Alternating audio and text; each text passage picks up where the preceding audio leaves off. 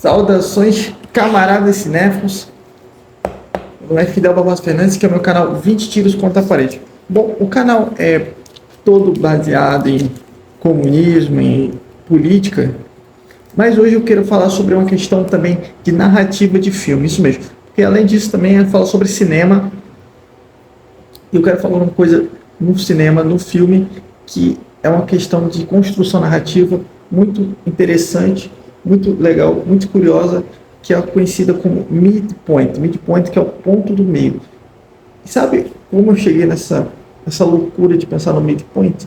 Porque o midpoint é quase como se fosse tipo o número pi da matemática. Deixa todo mundo doido. Tipo, caralho, não é possível que está em todo lugar. Então, o midpoint parece que está em todo lugar. O ponto do meio da narrativa que transforma ela, transforma o filme. E é assim, é uma loucura esse tal do midpoint. O midpoint é tão interessante que eu comecei a ver os filmes não como 3 atos, mas como 2 atos. Porque quando vem o midpoint, você percebe e aí o filme muda. E vocês vão...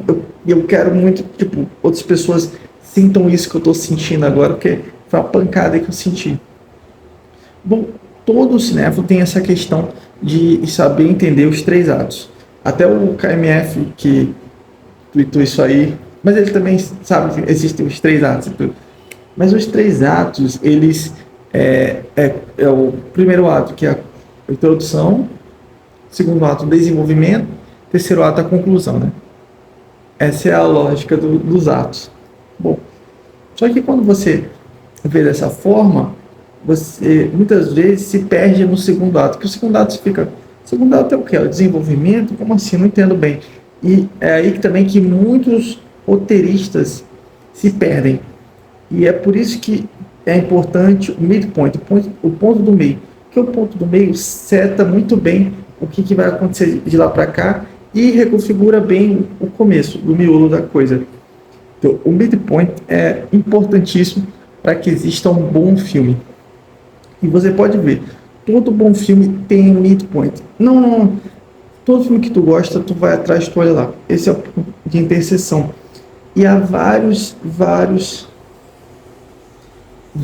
exemplos de midpoint.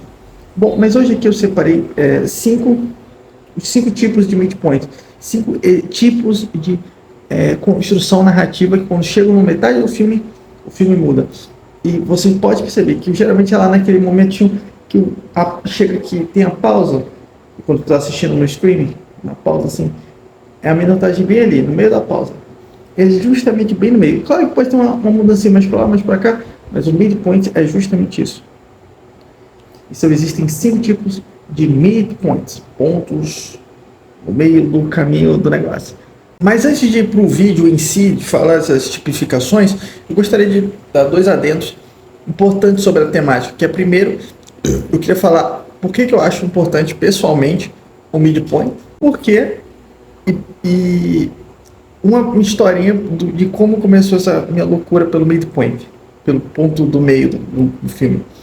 Bom, o midpoint, você vê, ele encaixa muito bem na linguagem do cinema, porque o cinema é a 7ª arte. Existem várias outras artes, mas cada arte é sua arte, enfim. E tem uma coisa na 7ª arte que é raro ter em outras artes, se tiver eu não sei dizer, que é a montagem. A montagem é a forma que você coloca as cenas para construir aquela narrativa. Você pode colocar uma cena mais para trás, outra para frente e gerar aquela confusão, né? E o midpoint, ele funciona, mas ele não necessariamente funciona em outros tipos de arte, tipo uma pintura, não dá para ter um midpoint, né, uma lógica, ou não necessariamente, por exemplo, uma música precisa ter midpoint, entendeu? Precisa ter refrão, precisa ter uma estrutura de música. E o midpoint entra muito bem na estrutura do cinema. E eu acho ela fundamental na estrutura do cinema, porque um filme, por exemplo, de 2 horas, 1h40, 1h30, ou até mesmo de 2h30, ele precisa ter uma coisa que vai prender o espectador dentro daquela narrativa. E o espectador, ele vai te dar um voto de confiança por um tempo determinado. E ele está embarcando naquela jornada. Depois de meia hora ele já está dentro. Foda-se, já está dentro. Mas ele começa a se entediar. E aí vem a quebra no meio do filme. E aí, porra, é aí que o filme se revela ser genial, entendeu? Que é aí que o filme fala, puta, é isso. E aí o filme começa. O filme só começa mesmo na metade do filme, entendeu? E eu tô dizendo isso porque Não sou eu que digo isso. Quem diz isso, por exemplo, é o diretor do Tudo em Todo Lugar ao Mesmo Tempo. Ele falou isso numa entrevista, que o filme se revela após o midpoint, que é quando o filme mostra sobre o que ele é. E um exemplo clássico disso, um exemplo muito bom disso, é o do Tropa de Elite. Pois é o filme que eu gosto. Eu fui atrás, eu pesquisei. Caralho, eu gosto desse filme, tem midpoint, que é o momento em que, por exemplo, o Capitão Nascimento e... Não, o Matias e o André Matias e o personagem do Caio Junqueiro, o Neto, os dois estão invadindo uma favela, tá tendo aquela cena do baile, e aí o Bop vai subindo. E é justamente nessa cena que o filme se revela, que é o quê? Que é esses dois caras entrando no Bop. Então, o filme, a metade do filme é de 2 horas, não, acho que 1h50, 2 horas, se não estou enganado, é 1 hora e 55 isso. E aí, até aquele momento, você está só mostrando para o espectador informações. Quem é o Capitão Nascimento, o que ele quer, o que ele está fazendo. E o André Matias também. Você está colocando as peças no tabuleiro, aí chega ao meio do filme, pum, aí bagunça tudo, e aí o filme se mostra que ele é. Ele é um filme de treinamento para o Bop, não é outra coisa, o filme é exatamente isso. É tanto que as cenas mais marcantes são a respeito disso. Bom, e o momento que eu fiquei maluco pelo midpoint, ponto do meio, foi no filme Um Natal Muito, Muito Louco. Um Natal Muito, Muito Louco é um filme americano sobre uma família, uma família isso, um pai e uma mãe que tem uma filha que já está crescidinha, ela vai viajar para fora. Aí eles têm uma ideia, o casal fala assim, pô, quer saber, não vamos comemorar Natal, a gente não tá em família mesmo, a gente pega esse dinheiro e viaja. Pronto, é isso. E aí, quando chega na metade do filme, o que acontece? A filha liga, eu tô indo aí, vamos curtir o Natal com meu namorado? Aí fudeu, aí cancela tudo, cancela iate, cancela o caralho, vamos ter Natal. E aí o jogo muda. E aí eu falo, puta, esse filme é genial.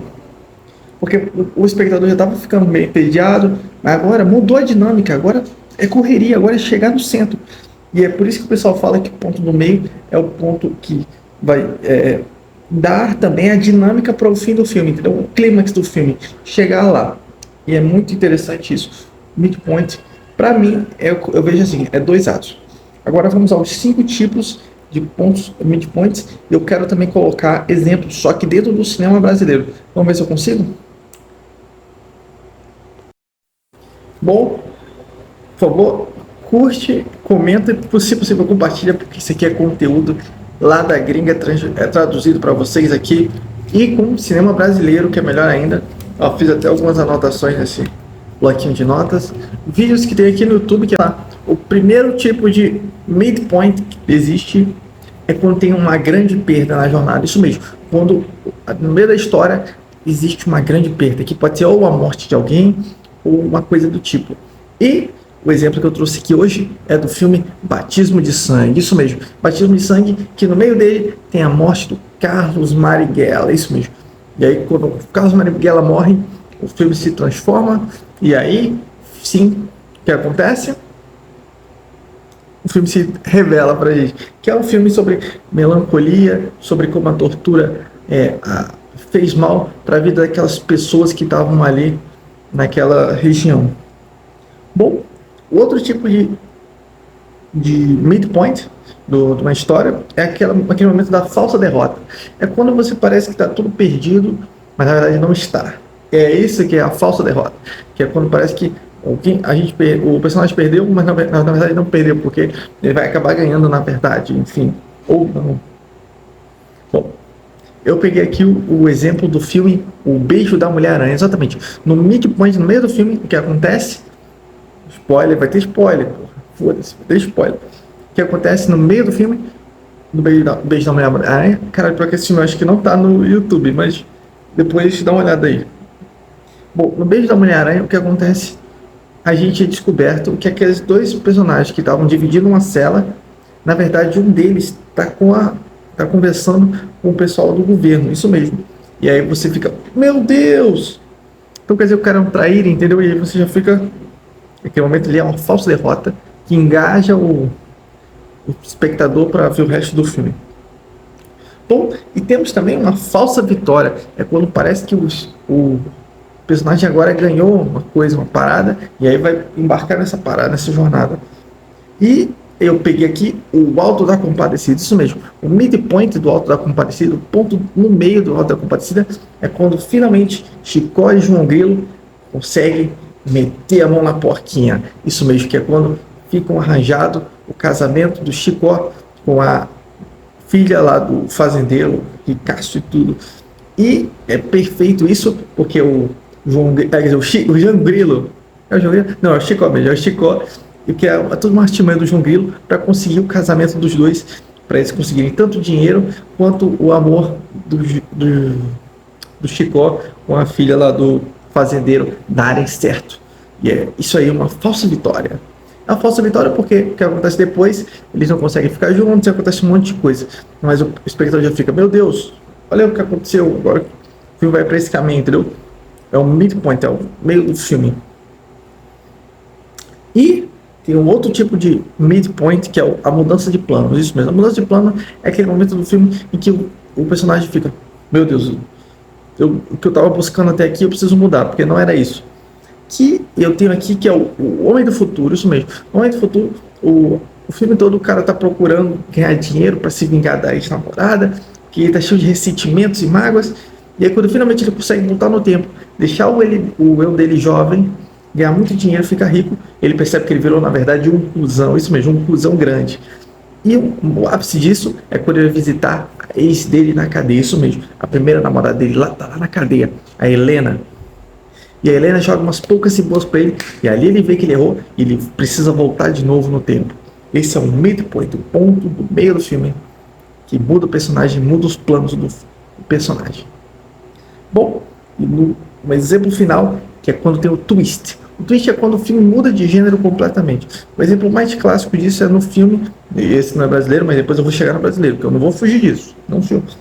É o filme do Tarantino, Um Drink no Inferno, isso mesmo, Um Drink no Inferno, que começa com um filme de roubo, de fuga de um assalto, e aí sim, se descobre que na verdade é um filme de terror, de terrir, sei lá. Pois é, muda de gênero no meio do filme.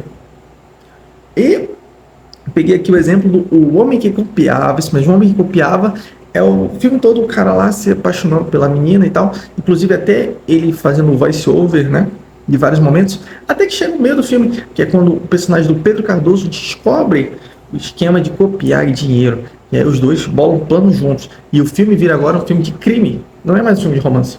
Inclusive, a partir desse momento, a gente para de ter voice-over, isso mesmo. Não tem mais voice-over, e termina com voice-over da menina que ele está apaixonada, descobrindo que, na verdade, desde o começo, ela que gostava dele e armou aquilo tudo para eles ficarem juntos. Loucura. O Homem que Copiava. Tá aí. São esses os midpoints. Um forte abraço e valeu!